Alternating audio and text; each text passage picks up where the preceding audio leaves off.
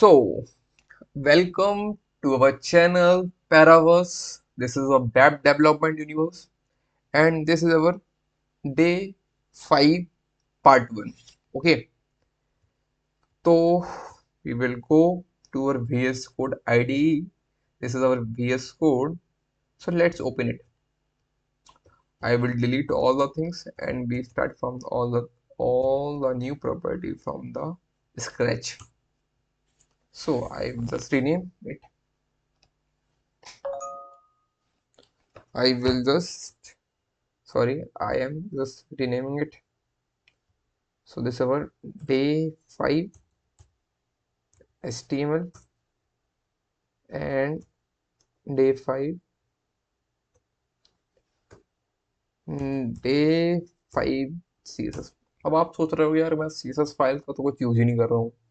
वो अभी इसलिए नहीं कर रहा क्योंकि यार अभी मैं आपको प्रॉपर्टी समझा रहा हूँ, मेरे को बार बार टैब बदलना पड़ेगा, फिर CSS में आना पड़ेगा कि मैंने क्या लगाया, फिर HTML में आना पड़ेगा, इसलिए मैं ये सब नहीं कर रहा हूँ। Understand? Now this is our image. Okay, yes, okay. So अब क्या होगा, अब मैं क्या पढ़ाने वाला हूँ, समझिए क्या होने वाला है. अब एक प्रॉपर्टी होती है हवर.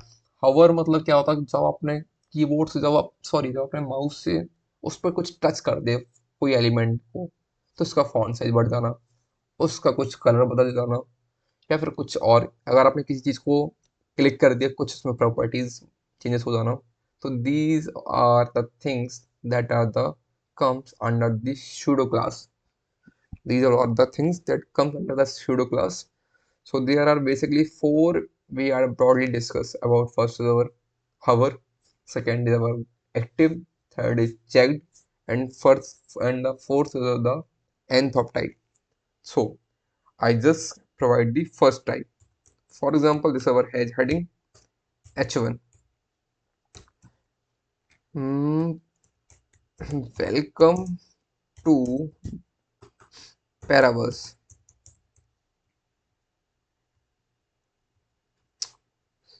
So okay, अगर आप इसको सेंटर में करना चाहते हैं तो कैसे करोगे? टेक्स्ट अलाइनमेंट,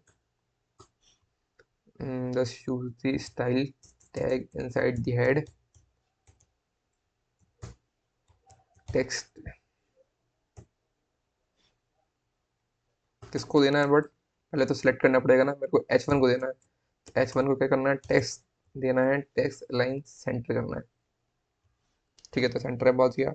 तो अभी ये सब मैंने आपको रिवाइज करा दिया. But main topic is that कि जब मैं इसमें कुछ भी माउस जैसे मैं ये ना कर्सर ले जा रहा हूँ, तो कर्सर ले जाऊँ तो उसको कुछ कलर बदल जाए, कुछ फॉन्ट साइज बढ़ जाए, ऐसा करके चीजें. अगर मैं इसको क्लिक कर दिया तो अभी ये ब्लू कलर का रहा है तो इसको मैं रेड कलर का करना चाह रहा हूँ, तो ये सब मैं करने वाले हैं आज. ओके, तो ये नॉर्मल H1 है एंड ये हमने इसको फॉर एग्जांपल हवर कर दिया. हवर में सिर्फ एक ही आएगा. ओके, क्योंकि ये स्यूडो क्लास है, जब स्यूडो एलिमेंट की बात करेंगे तब दो लगाएंगे. एक बात समझ गए आप कि अभी हम क्या कर रहे हैं? अभी ये हमारा स्यूडो क्लास है, तो जब हम स्यूडो क्लास की बात करें तो we will use only the one time इसको. अगर हम स्यूडो एलिमेंट की बात कर रहे हैं तो हम दो बार यूज करेंगे. Okay, understand. नाउ इसको पहले मैं कुछ बेसिक प्रॉपर्टी दे सकता हूँ जो हमने सीखी है. फॉन्ट साइज दे देते हैं, चलो 30 पिक्सल का ले लो मेरे भाई. और तुम कहो तो मैं इसको कुछ और भी दे सकता हूँ कि टेक्स्ट डेकोरेशन का तो नन कर दूँ. टेक्स्ट डेकोरेशन पहले मैं रेड कर देता हूँ, रेड, और ये अंडरलाइन कर देता हूँ, अंडरलाइन. ओके, तुम कहो तो मैं इसको पहले बैकग्राउंड कलर भी दे देता हूँ.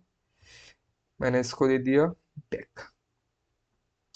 जो जो प्रॉपर्टी हमने सीखी है, और हमने क्या सीखा है, हमने अलाइनमेंट प्रॉपर्टी सीख लिया था, हमने ये सीखा था, हमने इसमें लेटर स्पेसिंग सीखा था. लेटर स्पेसिंग देखते हैं क्या वो करता है.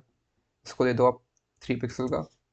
और मैंने क्या सीखा था, अपन ने कलर कलर का सीखा था कि फॉन्ट कलर कैसे चेंज करते हैं, तो ये भी हम दे सकते हैं इसको क्या.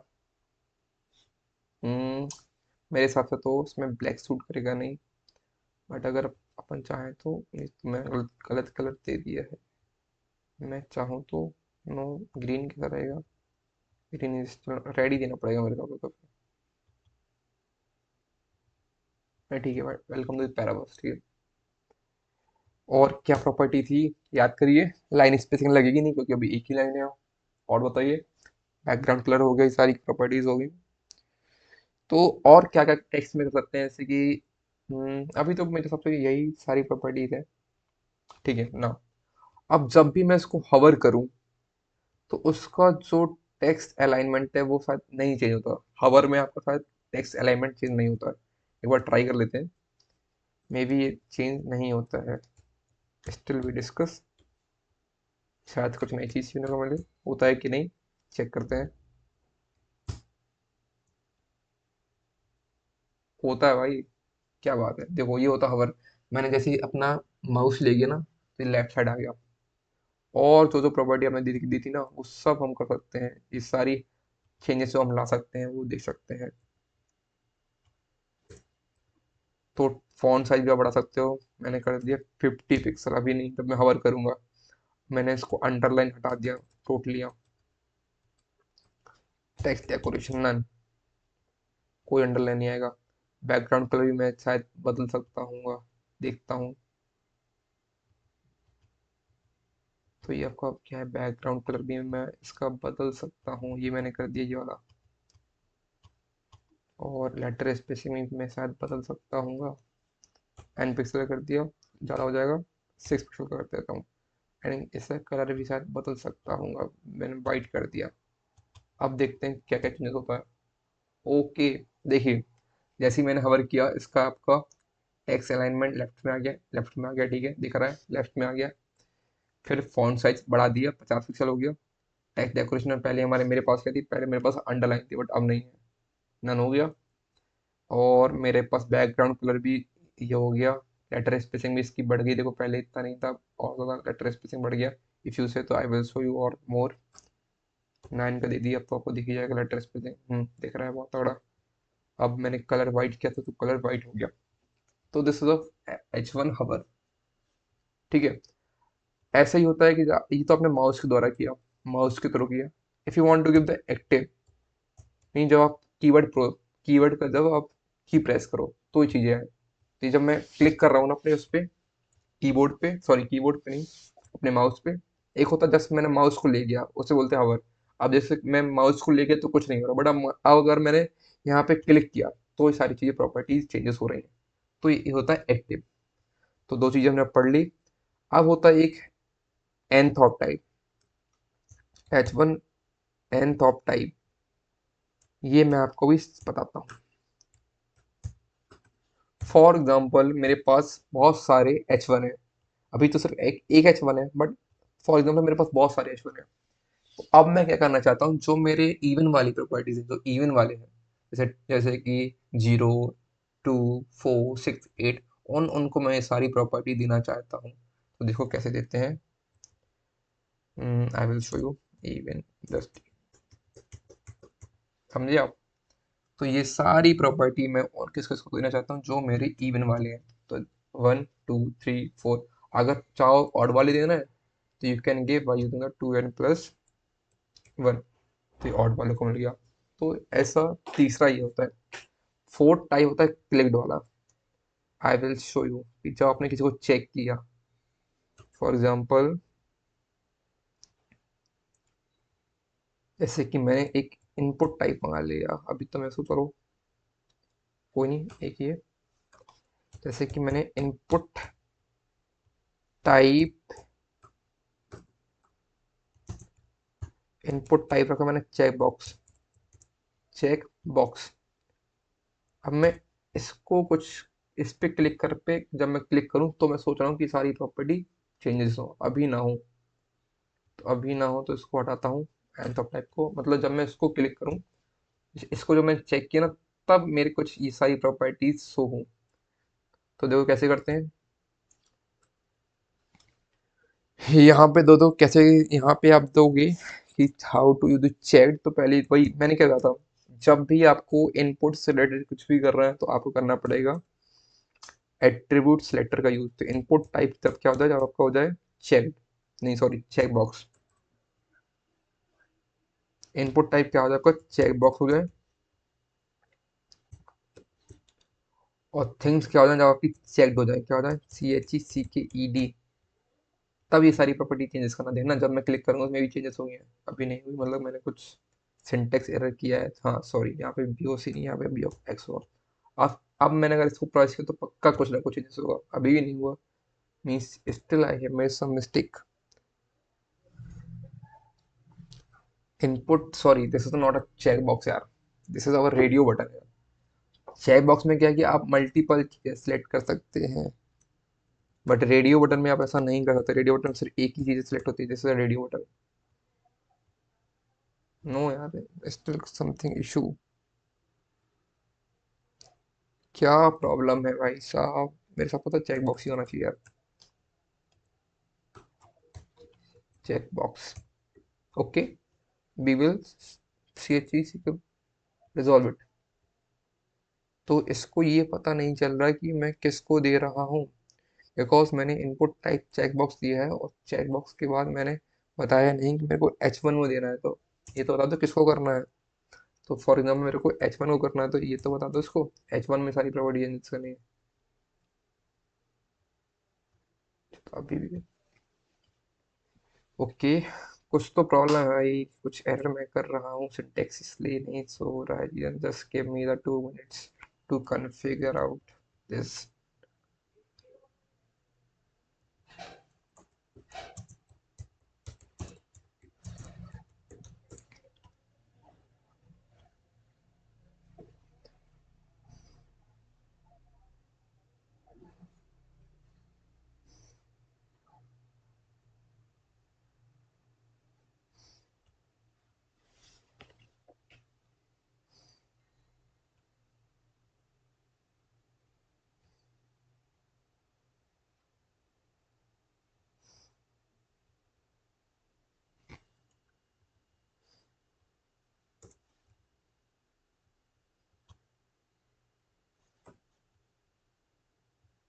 Okay, I understand where I had make a fault.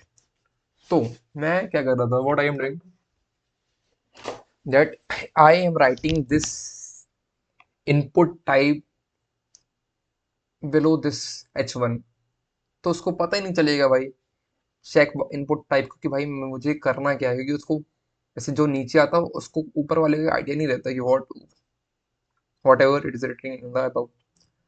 तो अब इस चेक बॉक्स उसको पता है कि मेरे नीचे कोई H1 है, तो अब इसको समझ में आ रहा है भाई, हाँ यार कि जब मैं उसको चेक करूंगा तो जो मेरा H1 है उसको सारी प्रॉपर्टी चेंजेस करनी है, तो मैं जब इसको चेक किया तो it will show this property, if you से देन मैं इसको गायब भी कर सकता हूँ। जैसे मार्जिन देखिए, मार्जिन दे दो कितना लेफ्ट में -100 पिक्सल का, दिखेगा ही नहीं आपको, अभी और देना पड़ेगा मे बी 800 का, दब दिखेगा नहीं, श्योर है, दिख रहा है ना, नहीं दिख रहा है, if I press it it will come. So these are the thing that comes inside the pseudo class. Now if you want to understand the pseudo element, तो एक ही अंदर होता है कि pseudo element में क्या करते हैं आप, कि दो तीन प्रॉपर्टी है, पहला है कि अगर आपको जैसे अब जैसे WEL फर्स्ट लेटर है, आपको अगर इसको चेंज करना है तो ये कैसे चेंज करते हैं वो देखते हैं, ठीक है, कि जो ये वाला है इसको कैसे चेंज करते हैं, ये चेक करते हैं कि पहला जो वर्ड है उसके, पहला जो सॉरी लेटर है उससे रिलेटेड जो आपकी लाइन है, उस लाइन में कुछ चेंजेस करना हो तो वो कर सकता है। और अगर आप जैसे इसको मैंने सिलेक्ट कर दिया है अब, बट मेरे को ब्लू कलर की जगह येलो कलर चाहिए, तो ये सारे आते हैं अपने किसके अंदर, ये सारी चीजें आपकी आती हैं स्यूडो एलिमेंट्स के अंदर, सॉरी हाँ स्यूडो एलिमेंट्स। तो इसका सिंटेक्स ये होता है, देखो जैसे आपके पास H1 है, अब मैंने डबल बार इसको क्लिक किया और मैंने क्या किया कि अपना फर्स्ट लेटर सेलेक्ट किया, फर्स्ट लेटर, इसको मेरे को देना है क्या, फॉन्ट साइज इश्यू से font size 80 पिक्सल, तो इट विल गो। समझे आप? ये सब बहुत चीजें भाई, मजा आ जाती है पढ़ने में। इसको हटा दो, इसका कोई यूज नहीं, क्योंकि अब हम इसके बट हम पैराग्राफ तो मेरे को चाहिए इस तो रहो, ठीक है। और अगर आप फर्स्ट लेटर को चेंज कर, तो उसका बैकग्राउंड कलर देखो कैसे बदलता है। CULUR, ठीक है,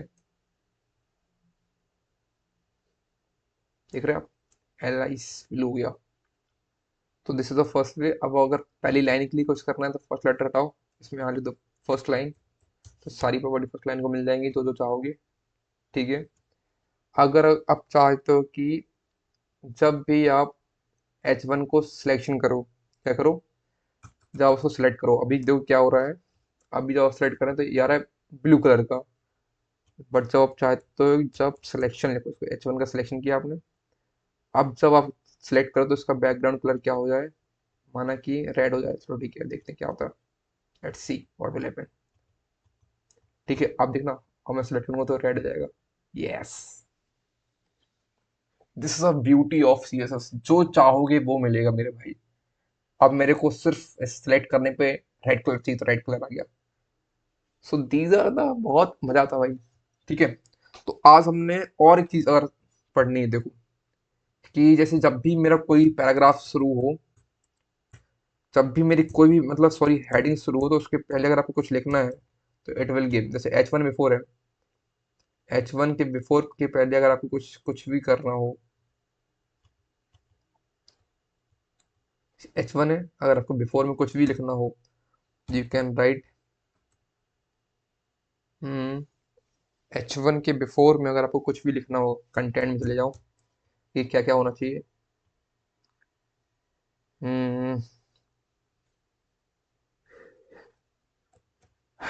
वेब डेवलपमेंट,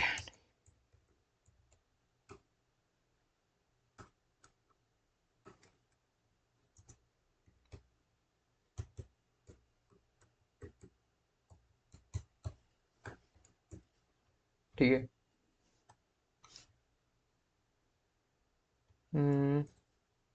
हिंदी को, this is string, you have to like write it like this, so you can check now. Just press only one। तो देख रहे हो आप कि जब जब H1 के बिफोर में क्या हो रहा है कि वेब डेवलपमेंट खुद से लिख के आएगा, कोई भी लाइन हो। If you make second line, कुछ भी लिख दो, उसको लिख के ही आना पड़ेगा, दिस इज अ मस्ट। जैसे कभी कभार क्या होता है कि अगर आपको कोई लेटर लेना, किसी को नाम लिखना है ना, तो आपको चाहिए कि श्री लिख के आ जाएगी, श्री रामेश्वर धाम, श्री राम प्रसाद, तो ये आपका ऑलरेडी श्री लिख के आएगा, चाहे आप जितने भी बार लिख लें। तो this is the beauty, this is the main content of our pseudo class and pseudo element. So thank you for this. Be consistent, be with us. We will surely make something bigger